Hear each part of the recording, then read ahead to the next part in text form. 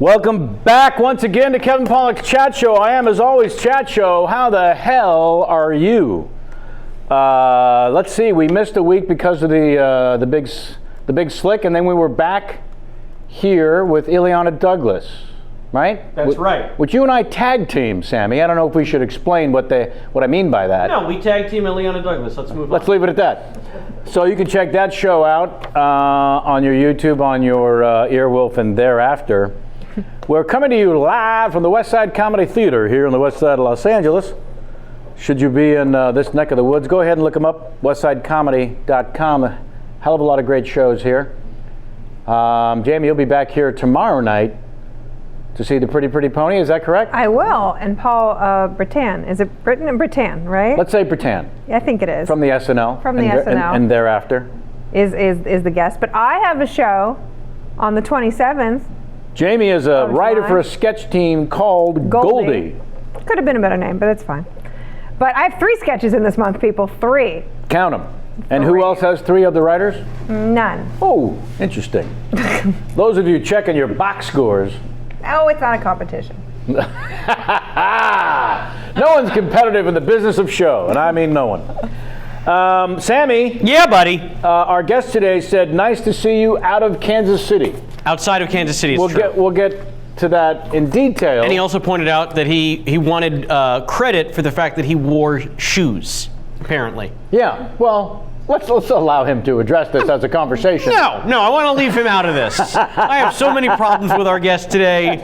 First of all, his Aryan good looks. I mean, really. You were quick to point that out. I have noticed on every occasion. It is uncomfortable to look at him. It's like looking at a perfect sunset. You can only stare at it for so long before you're like, I'm going to be sick. Because after this, how can I look at anything else? If he and I had thought it clearly enough, we would have definitely arranged for him to show up in some sort of uniform. Oh boy! Today, just to see your little head explode. Oh boy!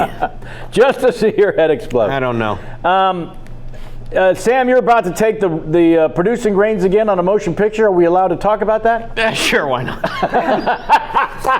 Spoken like a true producer. Yeah, sure, why not? We want to thank Bryce Whistle. Yep. That's it. For his auspices of having us here at the West Side Comedy Theater and all the folks who run the joint. We're happy to come to you live. Write to us if you wish. KPCS fanmail at gmail.com. That's again KPCS fanmail at gmail.com.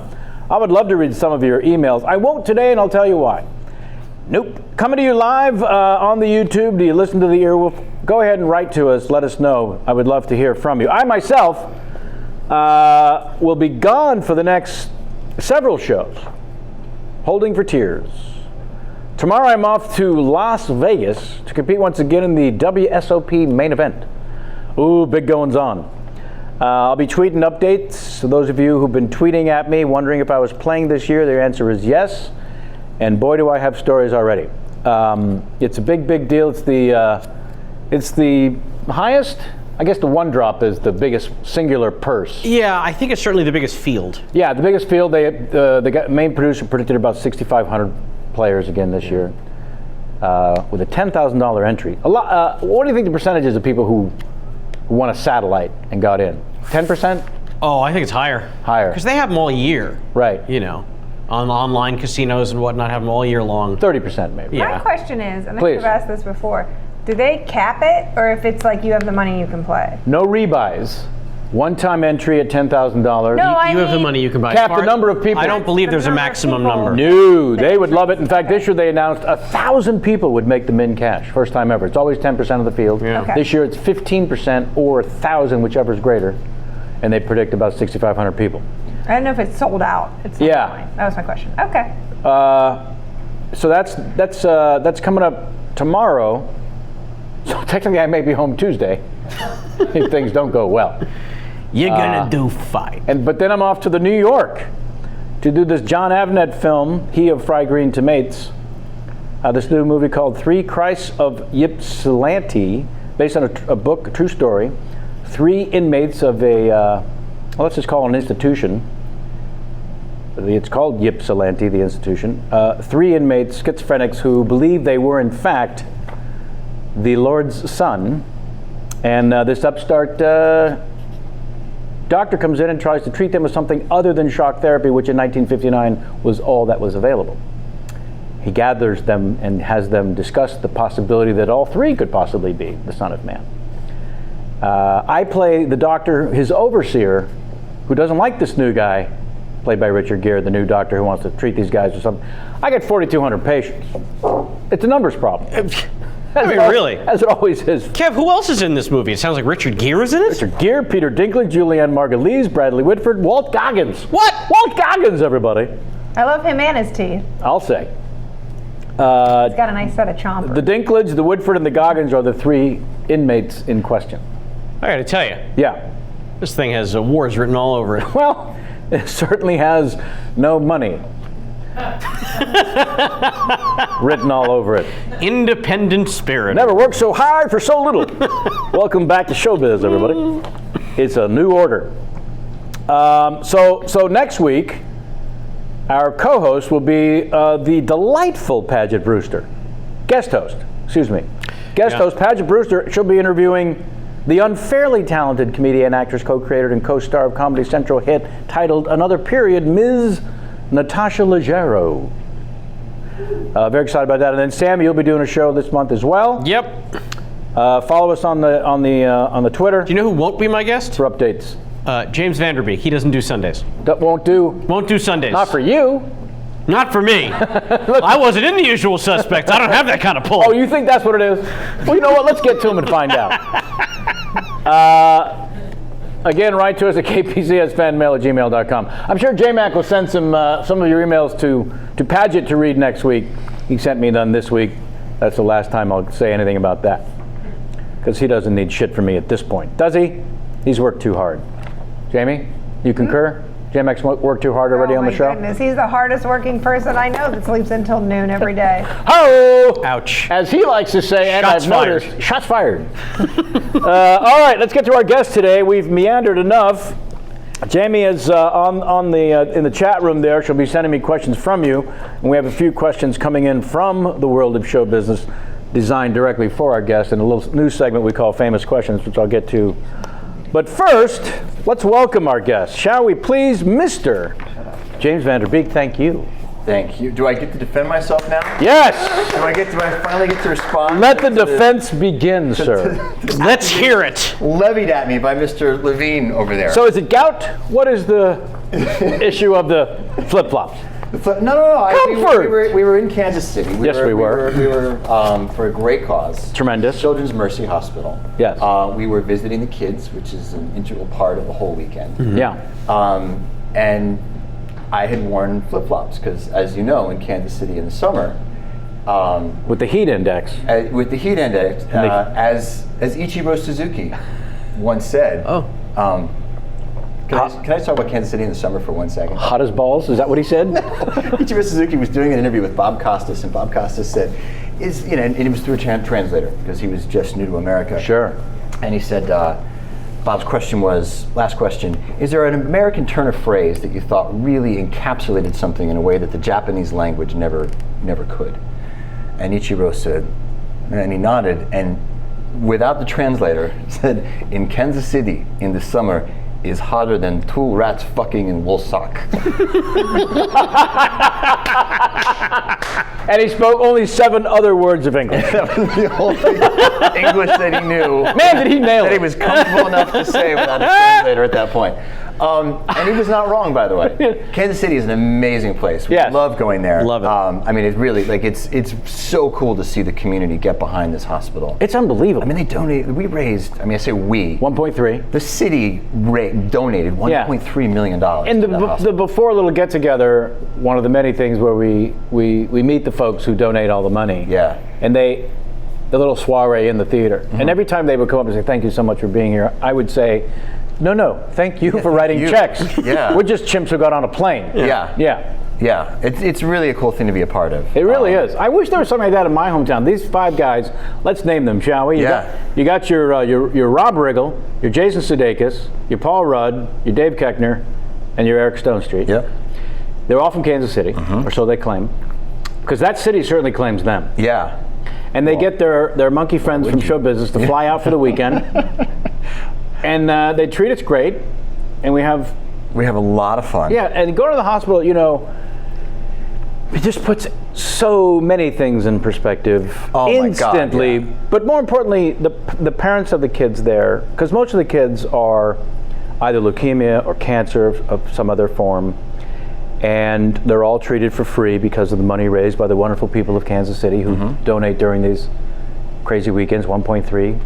And they draw in doctors from around the world and specialists because they know this thing happens and they know the community supports the hospital. It's a really cool, extraordinary, amazing thing to be a part of. And I except think when Sam the would thing we can do to show all of those doctors and nurses and how much we care is to wear how much we care is to show up, you know, showing off the big toes.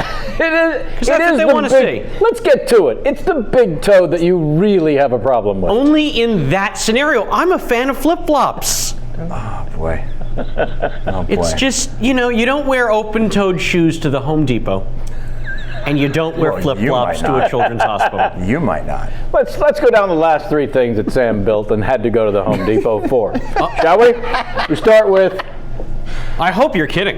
Let's name them. Really? The last three things. Okay. A desk. Wait. You built the desk? Yeah. For your cat? Making a package. No. Oh, you built one from scratch with two before. For your cat? I have built many a thing. What would you use to put the desk? What did you use to do the joints? What I used to do the joints? Oh, he's buying time. He's repeated the question. Yeah. So use I wanted to make sure I understood. Use a pocket hole. Now look, jig? I'm not Adam Carolla, who's Did you a professional carpenter. Well, I've just asked you. A pocket hole J? How you stuck the wood together. Did you say pocket hole J? I used carpenter's glue and nails. Glue and nails? And some screws. Some screws. And a couple of the brackety things that the guy at the Home Depot told me to use. Okay. That is the official term, by the way, brackety things. The brackety things. Yeah. That's, You know what? I wasn't afraid to ask the fella at the Home Depot for a little advice, and he gave it to me, and I went home and I utilized it. You did? All Did right. he say the brackety things, or was that your term? No, he had a word for them that I've since forgotten. It's a couple years ago. I want to see a picture of this desk I know, tweeted. and you know this desk is a total rig job. I want to see a picture of this desk. Shame on all of you. Yeah. I built. I can't believe I'm blanking on Is the name. this It's for not like a valance, but what do you put on for a window shade? The thing That's up correct. top. A valance? It's not a valance. Is just a little stringy thing. This is a big thing that it's a whole, I know what you mean. several pieces of wood that I had cut and stuck together and You glued. had and cut, or you cut yourself? I had cut because they were too big. I don't have that kind of professional equipment at No home. table saw at the house? Okay. No table saw All at the right. house. No. No miter saw? No. Don't you? No jigsaw. Don't you I keep highly mine out of recommend a your pocket bedroom hole with, jig, like- by the way. No, I Craig changed makes that. a very good one. Pocket hole jig. Pocket hole jig. Sure. I think I made a bed for my Okay. son with I think if we know one thing about the Jews, Changed it's that mine. we are substandard carpenters. Hey, don't you talk that way about Jesus. Yeah, come on. How dare you? You. At one point, Sam used to keep, instead of having blackout curtains, he had kept light out of his bedroom with cardboard and duct tape. That's true. Like Elvis. Like Elvis. It's true. Little aluminum foil. I mean, it's the only way to get complete blackout. It scared the women away. This is how I know we're going to sell the show internationally. It's this sort of banter. We've learned nothing about our I guests. started off with sick kids, and then we segued to my open-toed flip-flops. Yeah. And now we're talking nonsense about construction. Yeah. It's true. Now, I want you to keep defending yourself against the charges I've levied against you. I would like to go back in time instead. Do me this. Yes. You're 21 years old. And one weekend you're hosting SNL. A new film will premiere starring you. Yes. And you're co-starring on one of the most popular TV shows technically in the world. A few days before, you appear on a late-night talk show hosted by Conan O'Brien. Who else is on the show? Oh, God. As fate would have it, Mr. Kevin Pollak was the second guest and savior of that show. just a bit of backstory. Yes, please. I had been, my friends when I was in high school had done their own version of Saturday Night Live at the high school, and they didn't ask me to be a part of it. They didn't. Because I was not known as funny. Like I'd gotten, I'd played the leads in the plays and everything, but nobody really thought, hey, we got to get him in. He'd be great. You felt it inside, though. According to the research, you felt the funny person inside. I did. I was kind of insulted. I was like, why didn't anybody ask me to be a part of this? I thought I could be very funny. This could be fun. I'd gone to the premiere of Varsity Blues. They had gotten me a bunch of time off to do that. I came back. I was at work. I had an answering machine. I did not have a cell phone. That's right. We're back in 1999. Yes, we are. And I come back and I have 12 missed voicemails on my answering machine. Absolutely, you did. And they start off, James, it's your publicist, please call me. James, it's your agent, please call me. James, you have an offer to host Saturday Night Live. Please call me back right away. I'm thinking to myself, Saturday Night, I can't host Saturday Night Live. I'm not funny. And then the messages say, so it looks like SNL's going to work out. That's great. Hey, James, we're calling to arrange travel for SNL. And I'm like, huh? So everyone made this decision for you? Without me even knowing it, because I was on set, unreachable at the time. So on the Dawson's Creek. On Dawson's Creek. So the next week, I think what had happened was it was supposed to be like Whitney Houston was supposed to host, and then she dropped out, and there was Woody Harrelson, and then he dropped out. So then I was just kind of the guy of the moment, like it was my weekend. And they're like, all right, let's just see what he can do. Don't kid yourself. You were a get. If I'm booking that show that weekend, you were a get. Well, they don't. I mean, that's I guess, how it works. But it wasn't. This was not something that had been arranged for months ahead of time. Certainly was not. It wasn't like Lorne Michaels saying, "Get him," and then we this was a last minute. Put him in. Gotcha. So I show up a day late because they couldn't get me off any more time. So Tuesday instead of Monday. Yeah. So I remember I was getting fitted for my wig. Sure. And they had a stack load of scripts, of sketches. And they said, here, just take a look. The table read's going to be in a little bit. I said, okay. So they're putting the taper on my head to get fitted for wigs. And I get through like 5 of them. And they say, okay, we're ready for the table read. I'm like, huh? So I walk into the room and it's the murderer's row at SNL. And that year we're talking Will Ferrell, Jimmy Fallon, Tracy Morgan, Sherry O'Terry, Daryl Hammond. Who else was on the show? Molly Shannon. Molly Shannon was on the show. Chris Kattan. I mean, everybody at this table is somebody. Anna Gasteyer. And everyone's heard of. They'll kill you with comedy. Yeah. Those people. And Molly Shannon comes up to me and Timmy Meadows. Is Timmy Meadows? Tim Meadows was still there. Sure. Yeah. Parnell too, I think. Chris Parnell was there. It is Murderer's Row. It was an amazing season. Thank God. The writing was fantastic that year. And so Molly Shannon comes up and says, oh, there's a sketch called Dog Show, and there's a little song in it. Don't worry, just make one up. I'm like, huh? So, just make up a song? And sure enough, the first sketch is this Dog Show sketch. And I just made that decision. I could either pussyfoot my way around this, or I could just sack up and dive in head first. And I made up the stupidest voice I could possibly make up on the spot, just to really throw myself in. Give me just and made up. I mean, it was just high pitched and weird, and just was not within my control. It was like, oh, I'm here to do the it was just goofy. Sure. And I made up a song, and we did it. Did you make a song? I made up I don't even know what I made up. Oh no, it wasn't No, it was not that. Dog Show? No, it was the character was asked to sing a song. I like to sing my cat a song, but my dog was before he goes to sleep. And I did it. And that sketch made the show. Uh-oh. You can actually watch it. I actually cursed in the middle of it because I'm dyslexic. I misread a cue card and said fuck on live TV. No, you didn't. Did not. I read the word fuck. It wasn't like I screwed up and said, oh, fuck. I was just reading Mr. Gingerfuck and Will Ferrell started. I didn't know what had happened because I didn't know what I'd said. No, because you're reading and you're in the moment. Will did. And Will said what? Will just started laughing. There's nothing made Will happier than for the host to say fuck during the live show. I just chuckled and I didn't realize, because when you're on stage with Will Ferrell, you just feel safe because he's so funny and so great, and you know he's going to carry the sketch. Sure. It's just, should we remind folks at this point that you were 21? I was 21 years old. My first time ever doing comedy. I mean, I really need folks to just focus in on that for a second. What they were like at 21, where their heads were at 21, what they were doing, and then put them into live television doing comedy in front of people. With the greatest sketch comedians probably in the world. Coming from being this skyrocketed. Yeah, 1996 97, I was still in college. going to auditions completely unknown, going to cattle calls. Yeah, 98 is when the... 98, yeah, is when the show happened. I think yeah. Yeah. So 99, you're shooting season 2. Yeah, right in season 2. So I just want folks to dial that in just a little bit. So there you are, you're singing in a dog show. So I'm singing in a dog show sketch. We went through the entire table read, and we're rehearsing a boy band skit. And we're having so much fun. Sure. Just with the stupid dancing and the wigs and everything. It was just so ridiculous. We're rehearsing on the stage where they now shoot Late Night with Seth Meyers, because it was right next door and it was empty at the time. And somebody said, "Oh, James, it's time to go to do Conan."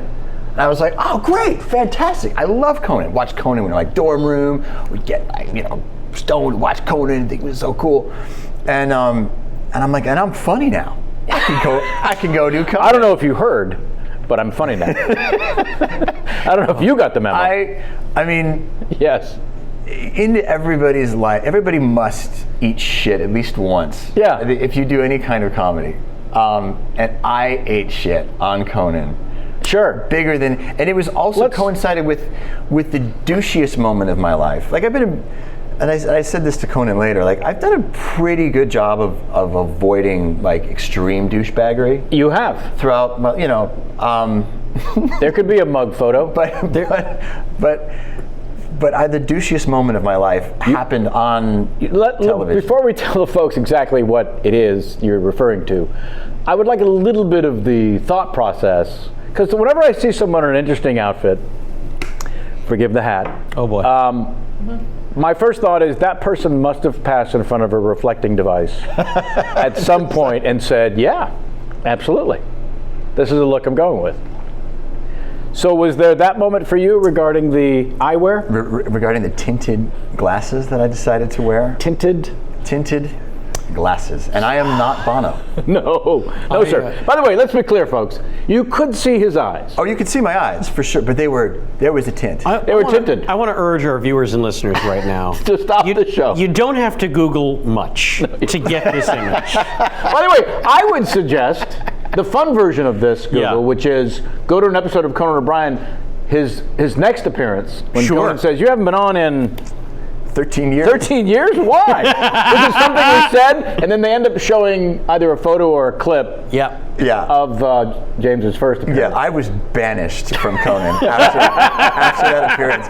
I made every mistake. Can I tell you the panic in Frank Smiley's face when he came up to me and backstage and said, "I really need you to hit one deep. I need you to hit one so far we don't find the ball." Because this kid's gonna need a little cleanup on aisle 4. There is no handbook for becoming famous, for doing talk shows. No. In fact, I feel like I should write one as a duty to anybody who ever... At least a pamphlet, some sort of propaganda. Something. I told 3 long... Pointless, punchline-dependent stories. 2 of which were so self-aggrandizing. Yeah, you needed a Sherpa to get to the end of the story. Somebody needed to smack me before I got it to the end of it.